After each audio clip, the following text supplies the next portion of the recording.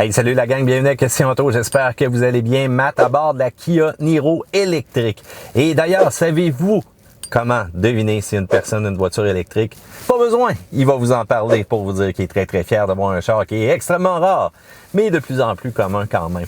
Donc, il y a quand même une bonne guerre qui s'est installée présentement avec la moyenne des véhicules qui sont disponibles et la Kia Niro est disponible en version purement électrique. Compétition directement Hyundai Kona, la fameuse version EV, qui est un petit peu moins cher que le véhicule qu'on essaie présentement. Donc, grosso modo, c'est quoi le Kia Niro EV? C'est 385 km de rendement purement électrique et ça, c'est estimé. On s'entend, il y en a qui vont faire plus pendant l'été et beaucoup moins pendant l'hiver. On parle de 291 livres de couple, 201 chevaux, 80% de la charge en 54 minutes, mais il faut faire attention, c'est avec une borne rapide, 64 kWh au niveau de la batterie.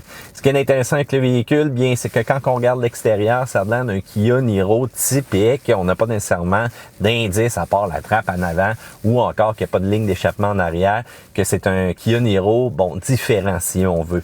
Le côté est tout à fait comme un Niro normal. Il n'y a pas de flafla. On n'a pas créé un vaisseau spatial avec celui-ci. À l'intérieur, on se reconnaît, c'est du Kia mur à mur avec le système multimédia. J'aime beaucoup la répartition de la console centrale qui est très différente au niveau de la gestion de l'espace, les portes-gobelets aussi. Donc, plein d'endroits pour le rangement, très intéressant. C'est sûr qu'on a un menu EV à l'intérieur qui nous permet d'avoir de l'information sur nos recharges, nos programmations et on va avoir aussi notre affichage très, très gros sur l'autonomie qui nous reste présentement 251 km. Mais je vous le dis tout de suite, c'est parti en fumée rapidement parce qu'on s'est amusé à tourner aujourd'hui. Pour le reste, donc 4 modes au niveau de la conduite aussi. Un mode Eco Plus, un mode Eco, un mode Sport, un mode normal. Ça va changer un peu la dynamique du véhicule et parlons-en. Les accélérations sont très bonnes, mais c'est un véhicule avec lequel c'est très difficile de réaliser le meilleur chiffre. Pourquoi? Parce qu'on perd de l'adhérence extrêmement rapidement si vous aviez le pied pesant, parce qu'un véhicule électrique, ça le coupe tout de suite en partant. Et là, sur la neige, c'est très, très touchy un peu si on veut, parce que si vous avez des pneus boboches, vous perdez rapidement la traction et ça déstabilise souvent le véhicule. Aussi faible accélération que vous allez faire. Pourquoi? Parce que le couple est instantané. Donc, c'est la même chose aussi quand vous allez relâcher votre fameux accélérateur. C'est possible de faire du one pedal drive avec celui-ci, donc conduite à une seule pédale. Le freinage régénératif extrêmement puissant. Hein? Lorsqu'on va sélectionner le niveau 3, ça va donner un bon coup. Et on peut aussi, avec la palette, arrêter complètement le véhicule, donner une charge de plus. Ça va brasser un petit peu les occupants à l'intérieur qui, entre parenthèses, ont quand même accès à de l'espace pour leur cargo à l'arrière et ont de l'espace en arrière, mais un peu juste. Et si on regarde l'angle des jambes aussi au niveau de l'assise, c'est pas le plus confortable. C'est un peu un faux véhicule sport utilitaire. Ça n'offre pas nécessairement beaucoup d'espace, mais quand même beaucoup mieux que la compétition présentement à l'heure où est-ce qu'on a fait le vidéo. Si vous êtes une famille, ben je vous dis tout de suite, vous êtes aussi bien d'être une petite famille. Quand vous regardez l'espace du coffre, quand vous regardez l'espace à l'arrière, ça ne remplace pas un véhicule sport utilitaire. Loin de là. Si vous êtes deux, c'est encore mieux et ça peut faire aussi comme deuxième véhicule, mais au moins le confort à l'intérieur est quand même assez acceptable au niveau du véhicule.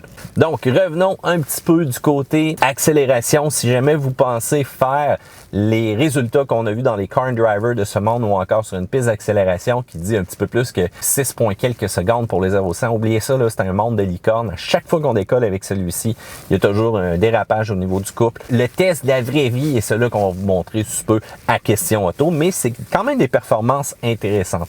La direction est quand même assez juste. La suspension, on sent un peu la lourdeur du véhicule parfois, mais bon, c'est pas tant pire. Faut dire que c'est 1700 kg et c'est là aussi qu'on va en chercher un petit peu plus versus le Kona qui est annoncé à 1685.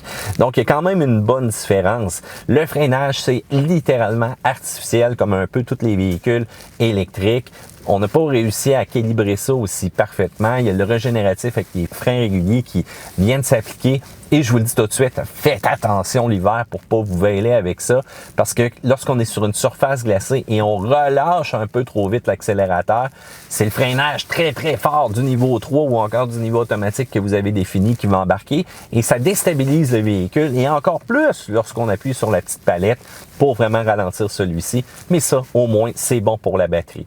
Donc, freinage artificiel, comportement de hatchback un peu plus que véhicule sport utilitaire.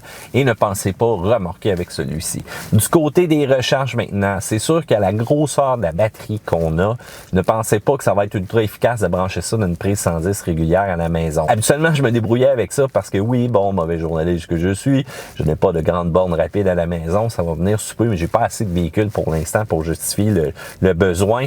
Donc, 59 heures pour charger ça au complet. Là, vous allez me dire, ouais, mais Matt, il y a des gens qui n'ont pas besoin de ça vite. Non, vous avez raison. Il y a des gens qui sortent juste une fois par semaine puis qui font à peine un petit 10 km en ville puis qui pourraient littéralement vivre avec une recharge de niveau 1. Mais on s'entend à la maison profiter de nos subventions, de Matt qui donne sa paye comme ça pour justement faire l'installation d'une borne de niveau 2 et on parle de 9h35 minutes pour faire une charge. C'est sûr que si vous voulez une charge rapide, on parle de 1h15 50 kW et c'est sûr que 54 minutes va être atteint avec la borne à 100 kW. Donc faites attention encore une fois aux promesses qu'on vous donne de recharge rapide. Et pour l'équivalence de la consommation, on parle de 1,9 litres électrique en ville et 2,3 litres électrique sur l'autoroute. Et là, je dois avouer qu'un Toyota Corolla hybride commence énormément à se rapprocher en statistique. Il y en a qui ont réussi à faire un petit peu plus que 3 litres au 100 avec ce véhicule-là, de l'essence. Là, il faut vraiment se poser la question, là, qu'est-ce qui nous plaît le plus présentement dans le monde de l'électrification des transports? En passant, 537,7 km pour une consommation moyenne de 22,1 kWh par 100 km. C'est ce que j'ai fait. C'est pas un chiffre pour vous épater que je vous dis présentement. C'est la vraie vie. C'est des tests. C'est de la neige. C'est du vent qu'on a rencontré. Et préparez-vous aussi. Si vous avez peur de rester en panne, ben prenez-vous une carte CA. Ils peuvent venir vous voir puis vous donner une charge rapide. Et c'est sûr qu'en hiver, c'est pas la batterie qui perd de l'énergie. C'est vraiment le confort à l'intérieur et le temps de réchauffer celle-ci pour atteindre la température nominale qui est un grand consommateur. Faut pas oublier que le confort, c'est important, oui, mais là, êtes-vous prêt à sacrifier la chaleur à l'intérieur de l'habitacle pour vous rendre à destination? C'est la grande question que je vous pose présentement, section commentaires sur dessous, parce que j'ai quand même fait rire avec les vidéos que j'ai mis sur Internet, là, juste de voir qu'est-ce que ça fait quand on donne la ventilation au maximum. Pour le reste, si vous avez peur aussi de manquer de courant à l'intérieur de ce véhicule-là, de manquer de puissance de batterie, ben dites-vous là qu'à 385 km ou même plus l'été, là, tabarouette, c'est comme votre cellulaire, là, gardez-le chargé une fois de temps en temps, puis vous n'aurez pas de problématique. Mais préparez-vous, si vous tombez sur une route que vous êtes un peu juste, un vent de face l'hiver, le contrôle de traction qui doit travailler, les occupants qui chauffent à l'intérieur, préparez-vous, vous ne ferez pas des chiffres très impressionnants et au moins, cependant, le Niro affiche de manière très juste qu'est-ce qui vous reste comme batterie. C'est sûr que dans la version SX qu'on a présentement, il y a une pompe à chaleur qui nous aide un peu en donnant un coup de main à la climatisation, mais aussi à la gestion d'énergie pendant l'hiver. Mais c'est sûr qu'on peut pas se passer des éléments chauffants d'un toaster à l'intérieur pour garder le confort. Du côté des points négatifs, eh bien le port de charge littéralement incrusté dans la glace, dans la neige, placé à l'avant comme ça, il est parfois même difficile à fermer. À chaque fois, je me bats avec, il y a de l'eau qui tombe là-dedans. C'est un gossage monumental. On aurait pu faire quelque chose de simple, mais c'est sûr qu'en hiver, préparez-vous, sortez vos gants, essayez pas d'attaquer ça à main nue, comme on dit. Le One Pedal Drive, la conduite à une pédale, c'est quand même bien. C'est parfait pour faire un stop avec les palettes, mais ça vient tannant à la longue. On aurait pu juste, encore une fois, rendre le système beaucoup plus agressif ou mieux calibré. Du côté aussi du niveau 3, faites attention sur une surface glacée. Ça va vous faire déraper si vous avez des tailleurs boboches. Vous allez perdre parfois la traction. Faites-vous pas prendre à lâcher complètement l'accélérateur puis que le véhicule vous donne un coup de freinage. Puis c'est celui-là qui va le déstabiliser un peu. Ça prend de l'habitude et je dois dire qu'en une semaine, je me suis fait prendre quelques fois. Donc, faites attention de ce côté-là.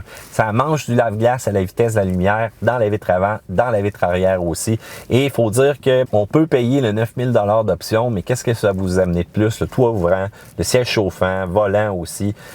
Smart Cruise, le fameux Lane Keeping Assist, donc le système de maintien de voie. Est-ce que ça vaut la peine de dépenser encore plus pour ça? Parce qu'oubliez pas que Matt vous donne 13 000 $ de sa paye présentement pour une subvention pour les achats des véhicules électriques. C'est un faux SUV aussi, il faut pas le prendre comme un véhicule sport utilitaire. Ça reste mince comme espace, mais ce n'est pas un véhicule sport utilitaire avec des capacités aussi impressionnantes. Du côté plus, cependant, le stockage à l'intérieur, c'est vraiment bien fait. La portée est super intéressante. Faut dire qu'on a beaucoup d'autonomie de batterie. Puis là, ça commence à devenir intéressant pour ces véhicules-là. C'est bien équipé. Il y a quand même un look funky et on peut préchauffer l'habitacle aussi à l'intérieur l'intérieur. Donc, dès que vous êtes branché, ça, c'est le confort qui est intéressant. Mais là, la grande question qui se pose, si vous n'avez pas la subvention de Matt, est-ce que vous achetez quand même un véhicule électrique ou tout simplement, vous allez oublier ça. Puis là, ben, votre véhicule, vous l'attendez depuis quand si vous l'avez commandé? Parce que là, présentement, ce véhicule-là, là, je vous le dis tout de suite, chez Kia, on aurait voulu me l'arracher des mains, on l'aurait revendu tout de suite aux clients. Puis il y a des clients là, qui commencent à changer d'idée parce qu'ils commencent à avoir d'autres offres sur le marché. Fait qu'êtes-vous patient quand ça vient le temps de votre véhicule électrique? Section commentaires, c'était sous. Ben, je vous dis à la prochaine, une autre vidéo de questions auto. On s'abonne, on appuie sur la cloche et bien entendu, on va voir aussi l'accélération du Kia Niro EV sur la chaîne de Car Question. À plus!